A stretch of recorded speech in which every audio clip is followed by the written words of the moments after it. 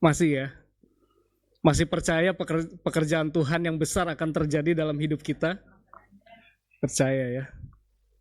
Kalau setelah sekian judul masih belum percaya dan belum diteguhkan juga, bulan tengah tahun ke belakang jangan dijadwal lagi Pak Andi.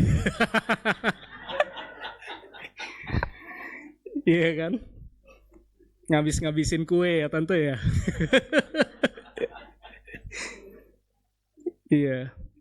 Hari ini dikasih tema yang cukup menantang. Memang gembala Bapak Ibu ini Pak Andi kalau kasih tema itu bikin saya harus 2 puasa. Khotbah itu nggak pernah mudah, saudara. Iya, karena saya bukan orang yang jago ngomong. Dan khotbah itu juga nggak boleh dari kita, itu mesti dari Tuhan. Jadi nggak pernah mudah buat saya gitu ya. Saya cerita ke istri saya dikasih tema cari apa dalam dunia, perspektif kematian kebangkitan penderitaan kematian kebangkitan Kristus. Saya bilang ini mesti malaikat Gabriel yang ngomong. Otak saya nggak nyampe saudara. Iya kan? Cari apa dalam dunia saya juga nggak tahu saudara cari apa ya nggak. Iya kan? Kita semua ingin cari yang baik, tapi ternyata munculnya malah cari masalah, seringkali begitu. Namanya juga manusia ya, kita rapuh begitu. Dan hari-hari ini kita dengar kabar-kabar tuh hampir semuanya nggak enak. Hampir semuanya. Yang enak apa? Hampir nggak ada ya. Kabar yang enak cuma ini Kamseng sebelah masih buka itu aja ini. Kalau udah nggak ada makanan favorit kita, udah bener-bener dah hampa hidup. Iya, iya. Saya pagi ini datang sendiri, ya, istri anak saya pada kecapean semua. Saya juga sebenarnya capek. Kemarin kami baru pulang retret 3 hari dari puncak, tapi kami lihat perlu sekali kita retret gitu, karena burnout ya, banyak sekali pekerjaan. Kadang-kadang cerita 1-2 minggu itu rasanya kayak bertahun-tahun. Jadi kita perlu retret gitu. Saya baru pulang retret dan hari ini berkaitan dengan tema kita cari apa dalam dunia dan memahami perspektif penderitaan, kematian dan kebangkitan Kristus. Saya modifikasi sedikit judulnya. Bukan kurang keras ya. Tes. Oh, urapannya lebih luar biasa. Iya, bukan saya tidak taat pada arahan gembala atau karena tadi saya merasa aduh apa yang perlu saya sampaikan gitu ya. Tapi saya modifikasi sedikit. Ini masih berkaitan ya. Kita cari apa di dalam dunia akan banyak sekali ditentukan oleh bagaimana kita meresponi hal ini, saudara. Ya, undangan untuk dipenuhi di dalam Dia. Sama-sama katakan undangan untuk dipenuhi di dalam Dia. Haleluya. Ya. Hari-hari ini saya katakan tadi ya, kita banyak dengar berita yang tidak enak, hampir semua ya gitu. Bahkan dikatakan salah seorang mentor saya, tadinya saya nggak terlalu yakin gitu ya bahwa itu memang akan terjadi. Tapi lihat perkembangan beberapa bulan ini, ada perang tarif, perubahan geopolitik di dunia. Kemudian salah satu mentor saya yang saya respect juga dia bawakan sesi tentang bagaimana sikap orang percaya menghadapi ketidakpastian global. Ya, ini ketidakpastiannya bukan level antar kampung lagi, saudara. Bukan. Kalau sepak bola levelnya bukan antar kelurahan lagi nih. Ini udah level global gitu. Jadi dikatakan tahun ini dunia akan mengalami resesi, mengulang kembali tahun 1944 dan semua hal yang seperti itu. Kemudian orang-orang jadi mulai gelisah dengar berita-berita seperti itu. Nah, banyak sekali saudara, saya ingin kita semua mengenali bahwa di dunia kita itu hari-hari ini banyak sekali undangan ya dalam tanda kutip. Undangan apa? Ya, salah satunya bilang jangan simpan uang, sekarang uang tarik aja beli emas gitu. Itu undangan juga, betul? Undangan untuk orang-orang semua beli emas gitu, investasi emas. Itu undangan. Nah, undangan lain lagi apa? Undangan lain lagi adalah kabur aja dulu gitu ya. Indonesia nih udah nggak ini ya, apa namanya, udah nggak jelas gitu. Banyak sekali undangan dalam hidup kita hari-hari ini. Bahkan kita lihat di TV lagi musim orang rame-rame tinggalin Tuhan. Ya, bukan tinggalin Tuhan sih kalau menurut saya, tinggalin agama Kristen gitu. Mungkin sebelumnya pun memang sudah tidak pernah kenal yang namanya Tuhan dan nggak pernah ada hubungan secara pribadi dengan Tuhan. Tinggal ninggalin agama aja gitu, pindah ke agama yang lain. Bagi saya itu hanya menunjukkan seberapa dalam kita mengenal juru selamat kita, saudara. Ya, bukan berarti dia menolak Kristus, ya mungkin memang sudah lama tidak pernah kenal Yesus walaupun lahir dari keluarga Kristen. Tapi ya mereka mengatakan kami nggak menemukan jawaban hidup di Kristen. Saudara juga nggak akan menemukan jawaban hidup di Kristen, di agama Kristen. Ya, kalau saudara nggak kenal Kristus, saudara jadi Kristen buat apa? Itu kan pertanyaan besarnya kan. Buat apa sih kita jadi Kristen kalau bukan Kristus tujuannya, kalau bukan tujuannya kita hidup dalam Dia dan Dia hidup dalam kita, ya percuma. Karena kalau kita mau cari rasa berharga dengan bikin pahala sebanyak-banyaknya, di Kristen tidak itu. Kenapa tidak itu? Karena sudah selesai semua. Kita nih hanya seringkali pakai sepatunya orang dunia dan kita coba jalan dengan sepatu orang lain. Ya. Jadi kita mau ikutin caranya mereka. Padahal beda sekali, saudara. Kalau saya pergi ke puncak kemarin pakai 2 mobil, ya. Mobil yang depan itu ada Yesus di dalamnya, gitu. Nah, kebanyakan orang nih di mobil yang belakang, mobil yang satunya, dia tidak satu mobil dengan Yesus. Kebayang nggak, saudara ya? Kalau di mobil yang satunya itu bosnya yang pegang uang di situ, terus dia yang tahu kita mau kemana jalan-jalannya, itu pasti orang di dalam mobil itu aman semua. Tapi yang di mobil belakang, kebayang nggak? Nggak pegang duit, ya kan? Nggak tahu mau kemana. Pasti panik semua tuh orang di dalam mobil itu. Bahkan sopirnya juga gitu. Ya, sopir yang depan yang ada Yesusnya cuma bilang ikutin saya. Ya, yang belakang, ikutin kemana gitu kan? Gak tahu, cuma lihat dari jauh. Nanti yang ada apa? Dia buka sendiri di Google Maps-nya, ya. Kehilangan jejak, ngapain ngikutin yang depan gitu? Ya udah deh, kita makan bakso aja yang murah gitu. Belok deh dia ke tempat lain ya, yang sesuai kapasitasnya dia. Saudara paham sampai di sini? Ya. Jadi saya mau terus-menerus mengajak kita untuk sama-sama kita sadar. Bapak, Ibu, Saudara, kita ini berbeda. Positioning kita berbeda. Posisi kita berbeda dari orang-orang yang saat ini sedang mengalami kepanikan global, yang sedang ada banyak undangan lain dalam hidupnya, ya. Tetapi kita mesti paham ada undangan apa dalam hidup kita. Lukas pasal 14 ayat 16 sampai 24. Nah, saya perhatikan juga hari-hari ini, saudara, bahwa khotbah-khotbah yang bicara berkat tapi tidak pusatnya pada Injil, itu nggak akan nolong. Amin, saudara. Nggak akan nolong, saudara. Ada yang bilang, saudara mesti rajin kasih perpuluhan baru saudara diberkati. Saudara, bukan itu. Nanti kalau kita kena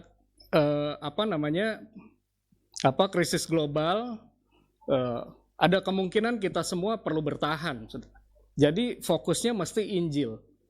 Firman Tuhan sudah katakan semua akan digoncangkan hingga tinggal tetap yang tidak tergoncang.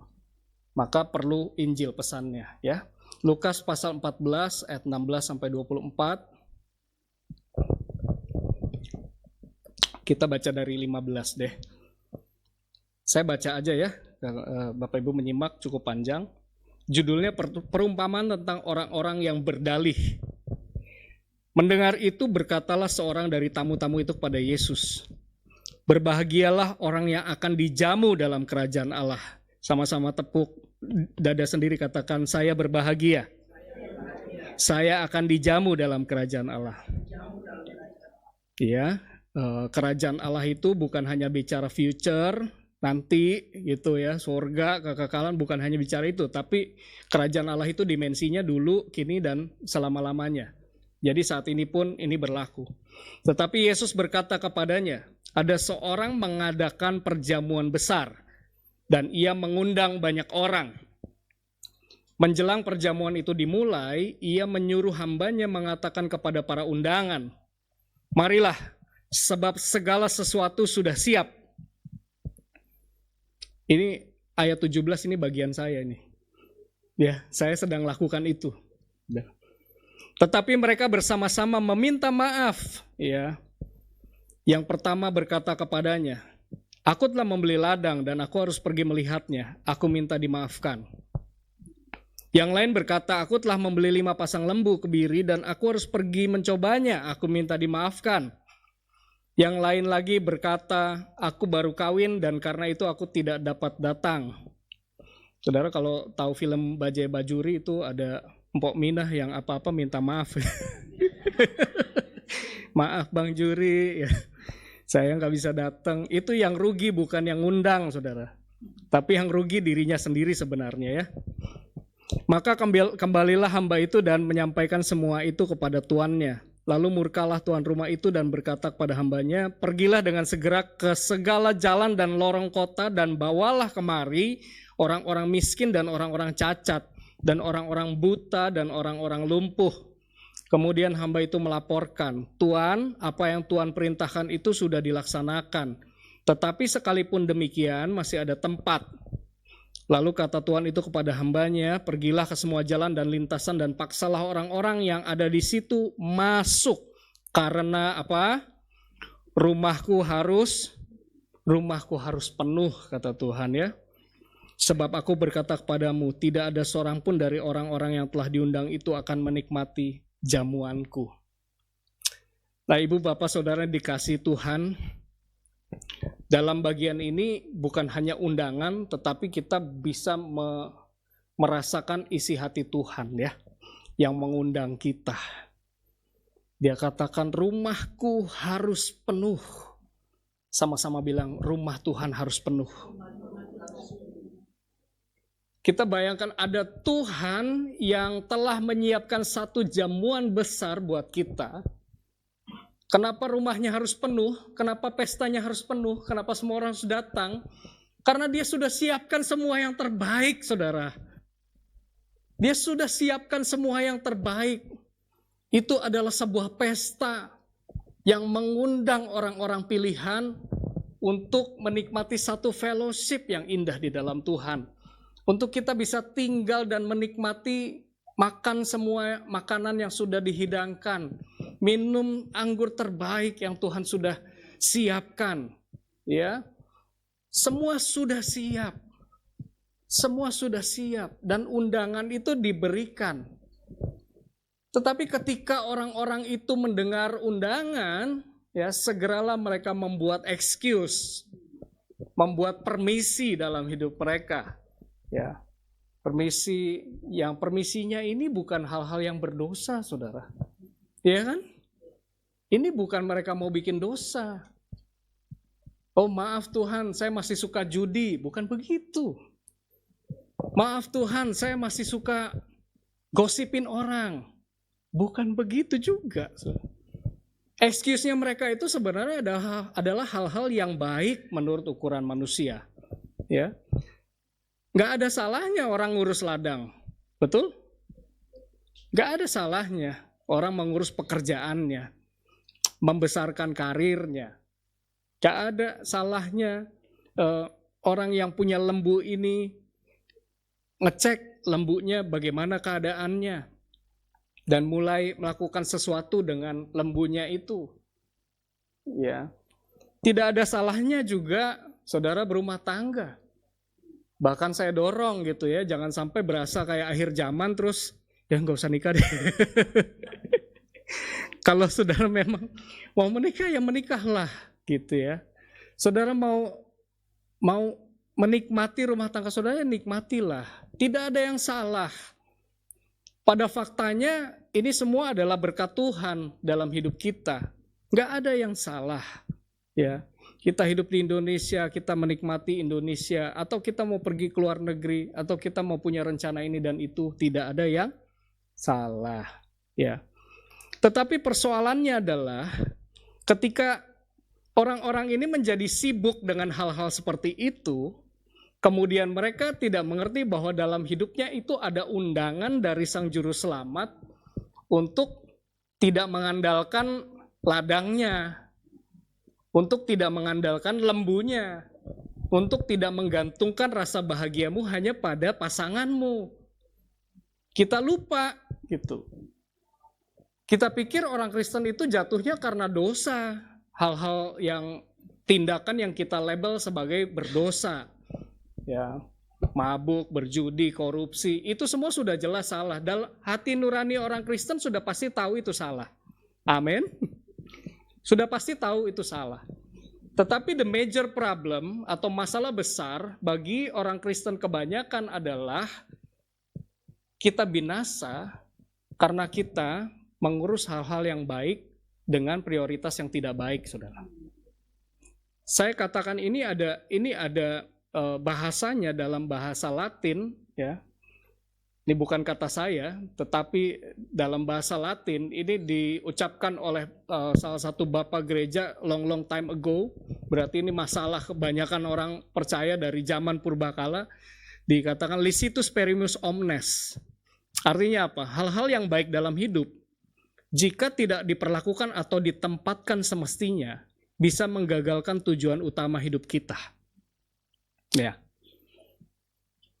Sekali lagi saya baca ya. Hal-hal baik dalam hidup, jika tidak diperlakukan atau ditempatkan semestinya, bisa menggagalkan tujuan utama hidup kita. Ya. Tadi Kak Eka highlight satu cerita. Dan sebenarnya persis sekali itu yang saya mau angkat cerita seperti itu gitu ya. Ya. Ketika seorang sudah tidak kuat dan dia mau melangkah pun takut gitu ya, karena ngerasa nggak ada kepastian. Ya hari-hari ini saya tanya siapa yang bisa memastikan? Betul? Nggak ada yang bisa memastikan. Cuma saya saya melihat gitu ya, orang yang kerjanya freelance merasa, aduh bagaimana kerjaan saya nggak ada kepastian, betul? Saya merasakan karena pekerjaan saya banyak freelance juga gitu. Saya ngurusin marketing, saya ngurusin manajemen on freelance basis, part-time basis, banyak sekali yang seperti itu. Dan saya tahu itu tidak bisa memberi kepastian. Tapi orang kerja, karyawan tetap memang sudah pasti punya kepastian. Bagaimana kalau kayak PT Yihong? Di demo 4 hari tutup, dipecat semua secara mendadak. Ya. Karyawan kontrak. Ya, kontrak itu bisa digagalkan kapan saja. Sadar nggak kita, saudara? Bahwa hal seperti itu tuh sangat rapuh gitu ya. Kita seringkali cuma merasa kita punya kepastian. Karena apa? Karena kita pegang surat kontrak. Itu cuma jadi penenang batin kita aja sebenarnya. Ya kan? Jadi penenang batin kita. Tapi jangan pernah gantungkan rasa amanmu, rasa diberkatimu pada karirmu. Jangan pernah gantungkan itu. Itu licitis perimus omnes. Saudara bisa binasa karena menggantungkan harapan pada sesuatu yang salah. Kemudian apakah dia harus bertahan dalam situasi yang toksik? Saya katakan belum tentu juga. Gitu ya. Toksiknya kayak apa dulu?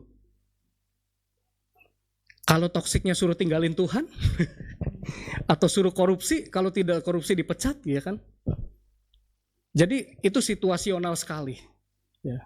Dan dalam konseling Kristen pun bukan kita yang kasih dikte, dia harus apa, ya kan? Kita mesti minta dia masuk ke dalam perjamuannya Tuhan, masuk ke dalam tempat kudusnya Tuhan, masuk dalam hadirat Tuhan.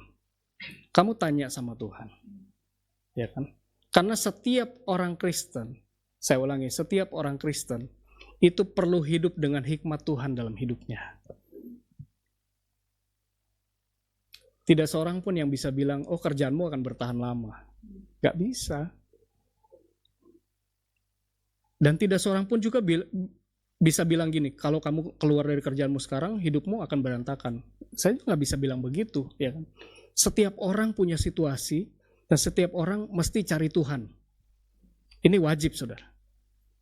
Maka kalau saudara gak punya hubungan pribadi dengan Tuhan, dan gantungkan pada rohaniwan misalnya, atau gantungkan pada situasi, itu sudah banyak kecewanya dalam hidup.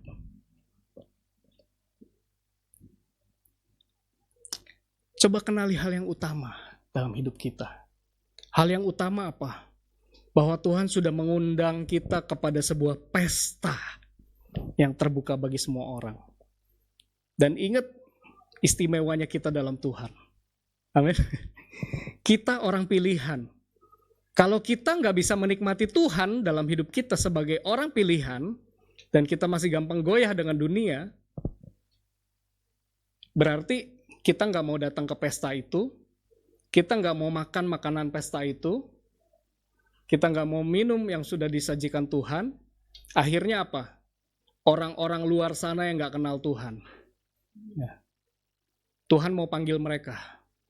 Masih banyak orang di luar sana yang hidup dalam, mereka terluka, ya mereka itu punya masalah keluarga lebih berat. Tuhan mau buka pintu selebar-lebarnya buat mereka. Nanti saudara akan lihat bagaimana Tuhan tolong mereka. Tapi cerita ini nggak jadi bagian dari cerita hidup kita. Sayang nggak, saudara? Karena kita sebagai orang pilihan nggak pernah tahu bahwa Tuhan sudah siapkan semua yang baik, bahkan semua yang terbaik. Ya. Bahkan menjelang akhir zaman dikatakan di sini bahwa penginjilan akan semakin masif, misi akan terbuka, saudara. Bahkan hari-hari ini saya lihat orang yang tergerak untuk menginjili orang lain dan membagikan kabar baik kepada orang lain, itu non-believers background, non-Christian background, bukan orang-orang yang latar belakangnya Kristen. Kemana orang Kristen? Orang Kristen masih hidup dengan kekuatannya sendiri, saudara. Dia tidak mengalami terobosan dalam hidupnya. Karena undangan ini digeletakin aja di meja. Nah, kita sibuk dengan yang lain. Bukan saya katakan sekali lagi kerjaanmu tidak perlu diurus. Karirmu tidak perlu diurus atau rumah tanggamu tidak perlu diurus. Saudara perlu menikmati itu. Tapi berapa banyak? Coba saudara saksikan ya. Berapa banyak orang Kristen yang karena kabar-kabar seperti ini, mereka tidak lagi berdoa di keluarganya. Mereka tambahin kesibukan. Mereka lunturkan integritasnya. Percumalah. Saya kerja selama ini udah jujur-jujur. Tapi ternyata kondisi ekonomi kelihatannya makin memburuk. Teman-teman saya udah mulai korupsi tuh. Kalau saya nggak ikutan sama mereka, nanti hidup saya jadi apa?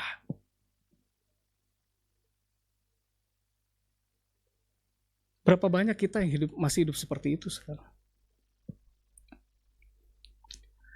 Ada undangan dari Sang Juru Selamat untuk kita masuk dalam sebuah hubungan yang percaya penuh kepadanya.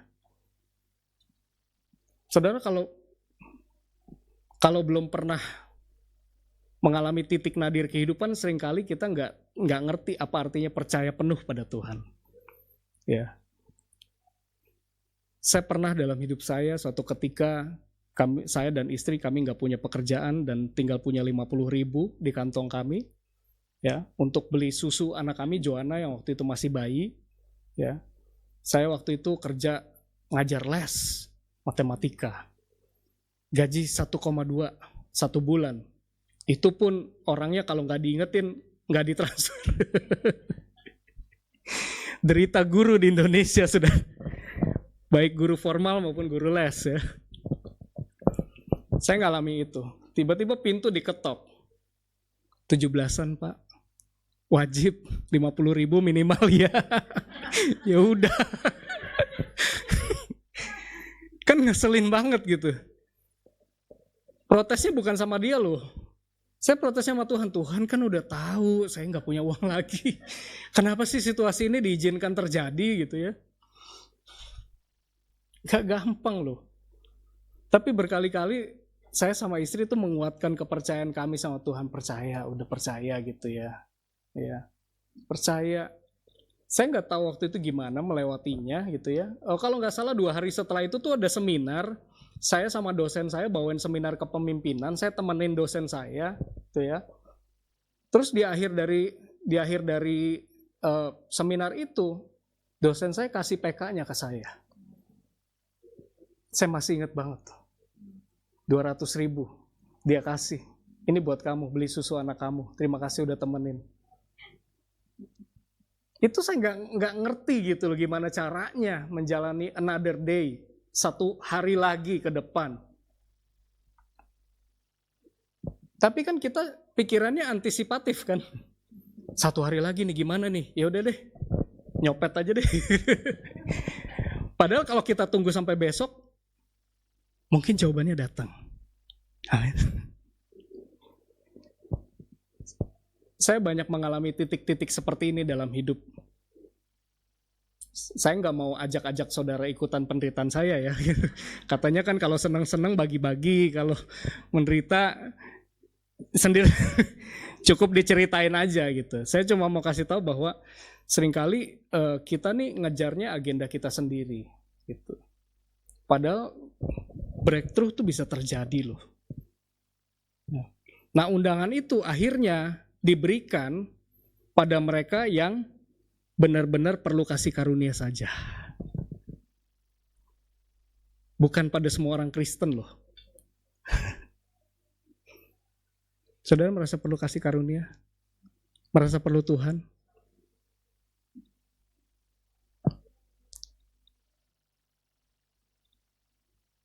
Dan juga undangan ini datang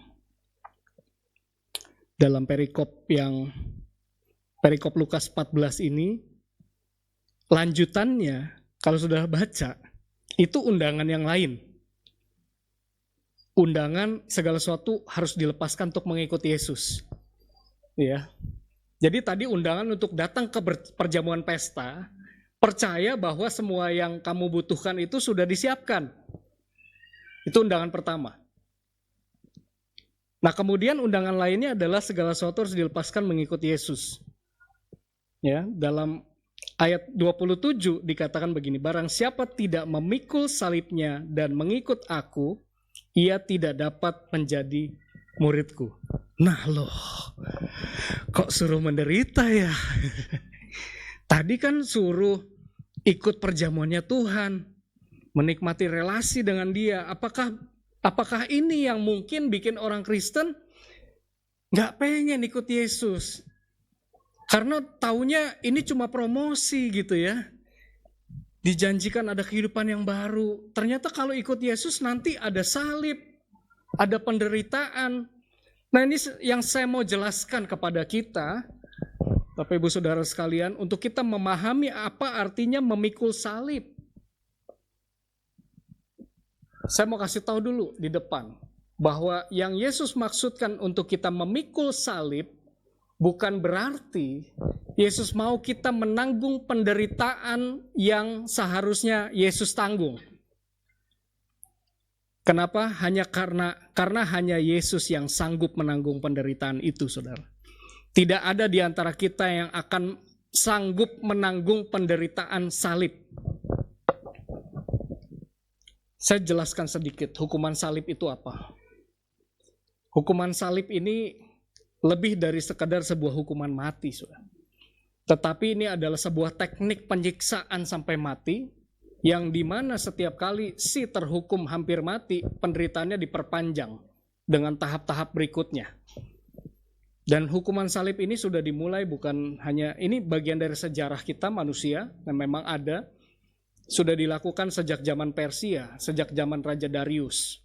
Ya, mereka menggantung terhukum di atas sula, ditusukkan satu kayu gitu, sebatang kayu, dan dipertontonkan di hadapan publik. Ya, jadi kita bisa lihat tuh ceritanya di Perjanjian Lama. Tetapi setiap kerajaan punya teknik penyiksaannya sendiri. teknik hukumannya sendiri. Saudara tahu teknik penyiksaan Romawi, teknik penyalipan Romawi adalah hukuman yang terkeji dalam sejarah manusia, yang tidak seorang pun bisa tanggung. Orang Romawi hanya menerapkan hukuman salib kepada orang-orang yang bukan Romawi, dan mereka yang dikategorikan sebagai pemberontak, sampah masyarakat, dan tidak bisa diterima kembali ke masyarakat. Orang Romawi sekalipun berkhianat, sekalipun lakukan apa, tidak akan mengalami salib. Ketika Yesus mengalami hukuman salib, dia menjalani satu hukuman yang sangat berat. Padahal harusnya karena dosa, saudara. Harusnya karena dosa, manusialah yang menerima hukuman dari murka Allah. Mestinya Allah yang murka dan menghukum kita. Tetapi salib itu membalik keadaan, saudara. Manusia yang berdosa menghukum sang anak Allah sedemikian sadisnya. Dan manusia-manusia kalau kehilangan kemuliaan Allah, kalau kehilangan rasa kemanusiaan, beginilah cara mereka memperlakukan sesamanya. Bahkan memperlakukan anak Allah. Saudara tahu secara medis ini sangat keji dan tidak bisa ditanggung oleh siapapun. Sebelum fase penyalipan, yang pertama si terhukum ini akan diolok-olok dan diarak. Ya, dipukuli dengan tangan oleh para serdadu Romawi yang terlatih untuk perang. Kemudian mereka itu akan mencambuk si terhukum. Cambuk Romawi ini sangat mengerikan, ya, dengan batangnya dari tembaga dan ada tiga cabang tali yang kasar yang disebut sebagai flagrum. Di tali-talinya itu ada pecahan-pecahan beling, tembaga, tulang yang kalau dihantamkan ke tubuh manusia itu akan menyebabkan sobek dagingnya. Ya, itu akan menyebabkan tubuh manusia mengalami stres, trauma, saraf yang menyebabkan seluruh tubuh, seluruh dari daging, cairan-cairan tubuh akan keluar, rembes semua. Ya, dan ini sangat menyakitkan. Tidak berhenti sampai di situ. Ya, hukuman cambuk ini biasanya kalau orang Romawi, orang Yahudi hukumnya 40+1 cambuknya. Tapi hukuman Romawi ini tidak mengenal batas. Jadi terus-menerus dicambuk sampai dia lihat orangnya masih hidup, ya udah, kita maju ke tahap selanjutnya. Si terhukum kemudian harus menanggung patibulum crucis atau palang salib yang terbuat dari kayu yang kasar, dan mereka harus memikul salib ini sampai ke tempat hukuman mereka sendiri. Satu hal yang kalau kita bayangkan ini sangat mengerikan, saudara. Saya mau bawa ini kembali. Ya. Yesus memikul salib itu, kalau kita lihat Via Dolorosa itu ada 14 titik, ya, di mana Yesus 3 kali jatuh dalam titik-titik itu. Dia sudah tidak kuat. Kemudian sampai di Golgota, para tentara Romawi mulai melucuti pakaiannya, memakunya bukan di telapak tangan tapi di antara nadi. Dan itu kemudian menyebabkan rasa sakit yang luar biasa. Berkali-kali rasa sakit. Ya. Kaki dipaku, kemudian digantung, dan menyebabkan berat badan bertumpuk pada paku. Dan kemudian yang terjadi apa? Paru-paru akan dibanjiri oleh cairan, oleh darah. Karena setiap kali mereka tarik napas, paru-paru itu terasa sakit. Dan orang yang dihukum salib itu dibiarkan tergantung biasanya berhari-hari sampai mati.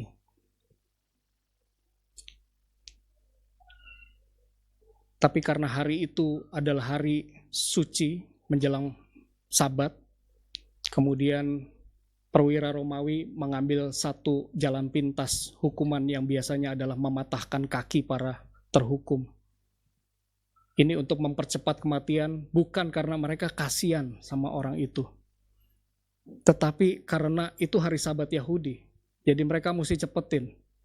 Ya. Tetapi ketika mereka melihat Yesus sudah mati, ya, menggenapi hukum Taurat bahwa tidak ada satu tulang pun akan dipatahkan, maka kepala pasukan Romawi mengambil tombak dan harus memastikan kematiannya. Kenapa harus dipastikan kematiannya? Karena kalau terhukum ini tidak mati, maka satu regu prajurit Romawi yang mengeksekusi, mereka akan dieksekusi juga. Jadi mesti dipastikan kematiannya. Maka yang dilakukan adalah tusuk tombaknya, tusuk lambungnya dengan tombak. Keluar darah dan air. Habis. Saudara bisa menanggung hukuman ini? Ada yang bisa? Tidak ada yang bisa, saudara. Saudara dipanggil bukan untuk menanggung hukuman ini.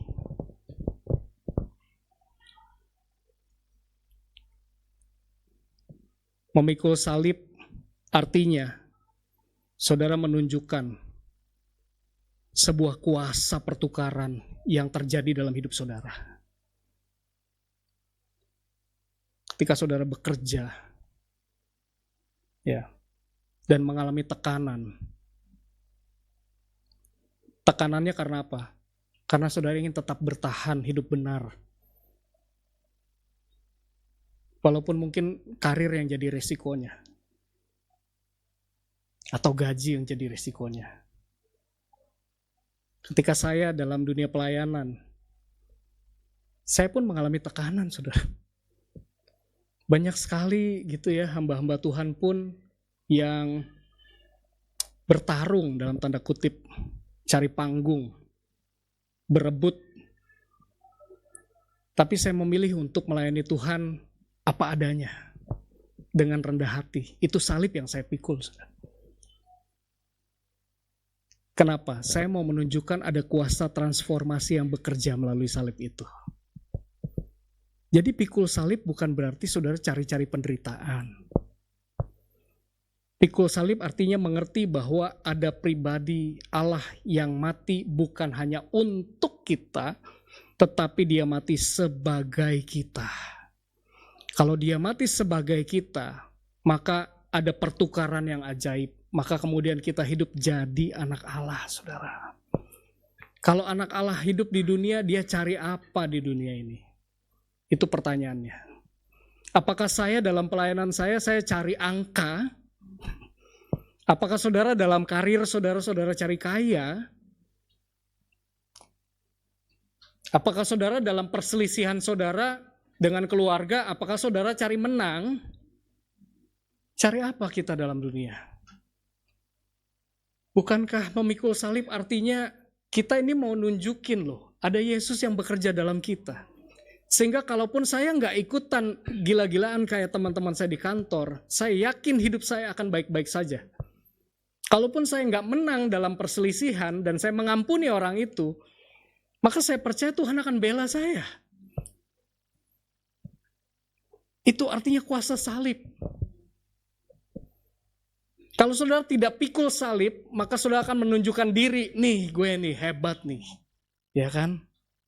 Bukan itu yang Tuhan mau, saudara. Dan salib itu mematahkan semua kutuk dalam hidup kita. Artinya apa? Saudara nggak perlu lagi hidup untuk membuktikan diri di hadapan keluarga besar saudara. Ya, bahwa saudara akan jadi terhormat karena banyak kekayaannya. Atau karena tinggi gelarnya. Seringkali itu semua kutuk yang diwariskan terus-menerus.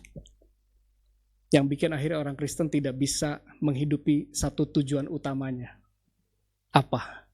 Menikmati Kristus dalam hidupnya. Dan kemudian membagikan kabar baik itu kepada mereka yang belum pernah mendengarnya. Itu saudara. Lalu bagaimana kita hidup? Kalau kita tidak membuktikan diri, kalau kita tidak perlu khawatir,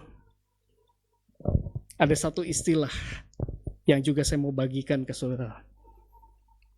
Coram Deo. Coram Deo artinya hiduplah di hadapan Allah. Hiduplah di hadapan Allah. Hiduplah di hadapan wajah Allah. Gini saudara. Istri saya dulu pengen jadi auditor. Terus papanya bilang, kamu jadi auditor nanti pulang-pulang malam. Cari kerjaan yang benar-benar aja lah. Pernah nggak denger kayak gini dari orang tuh? Cari kerjaan yang benar-benar aja lah. Maksudnya apa tuh yang benar-benar? Ya yang 8-5 dapat gajian akhir bulan. Ya.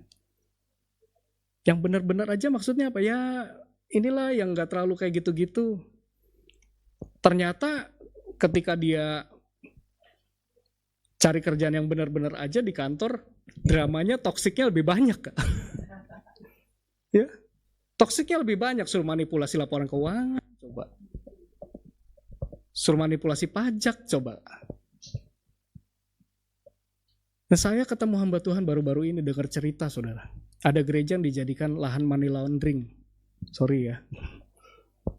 Ada pendeta besar yang abusif, yang ngambil uang puluhan juta dari sebuah kepanitiaan, saudara. Jadi pertanyaan saya, kerjaan yang benar-benar aja tuh yang kayak apa? Ya, dulu kita mikirnya hitam putih. Oh, kalau kerjaan yang gak benar tuh apa? Ini bikin ormas, jadi preman, gitu, meres orang. Tuh kerjaannya gak benar tuh. Nah sekarang kita bisa lihat semua jenis pekerjaan itu bisa jadi gak benar. Termasuk pendeta pun bisa gak benar. Saya ngomong buat diri saya sendiri. Ya. Yang harus benar apa? Kitanya harus benar, saudara. Kerjaan apapun, rumah tangga manapun, latar belakang apapun, saudara bisa jadi gak benar. Semua situasi bisa jadi gak benar. Yang harus benar adalah kitanya. Hiduplah di hadapan Allah. Artinya apa? Hiduplah sebagai orang yang sudah merdeka dan diberkati. Amin. Cari apa? Kita tidak cari apa-apa. Kita hanya sedang merespon undangan dari Sang Juru Selamat. Hidup nikmati. Saudara masuk ke tempat kudus Tuhan tiap hari. Nanti ada hikmat langkah demi langkah. Hiduplah sebagai wujud penyerahan diri yang aktif. Tuhan, Engkau mau aku dipakai untuk apa?